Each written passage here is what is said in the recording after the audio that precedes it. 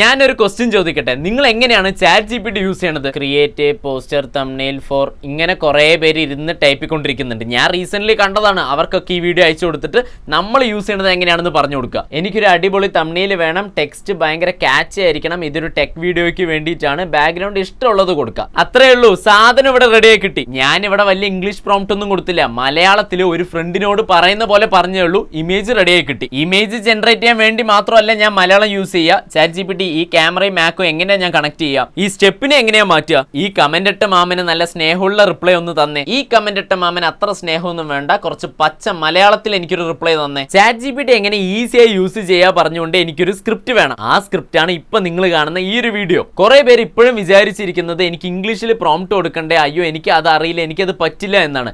ഞാനിവിടെ മലയാളത്തിലാണ് ഇപ്പോൾ ഓരോ പ്രോംപ്റ്റും കൊടുത്തത്. അത് ചാറ്റ് GPTക്ക് മനസ്സിലായി. അപ്പൊ ഇനി എന്താ ചെയ്യേണ്ടത്? നമ്മുടെ മാതൃഭാഷയായ മലയാളം ഉപയോഗിച്ചിട്ട് ചാറ്റ് GPTയിൽ കുറെ കാര്യങ്ങൾ ക്രിയേറ്റ് ചെയ്ത് നോക്കുക. സോ ഇപ്പൊ തന്നെ ട്രൈ ചെയ്ത് നോക്കുക.